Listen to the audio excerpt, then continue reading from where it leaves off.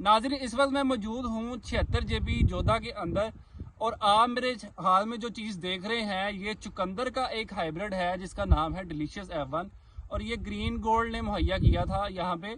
और आप इसकी अगर शेप और साइज़ देखें तो बड़ा ही प्यारा ज़बरदस्त ग्लोब शेप में ये बना है और बड़ा ही आइडियल साइज़ है, मार्केट में पसंद किया जाने वाला। अगर हम इसके रेट की बात करें तो फार्मर को इस वक्त बाकी जो चुकंदर है उससे सबसे ज़्यादा अच्छा रेट मिल रहा है और फार्मर जो है इस शेप से, इस साइज़ से और इसका जो रेट मिल रहा है उससे बड़ा ही सेटिस्फाइड है।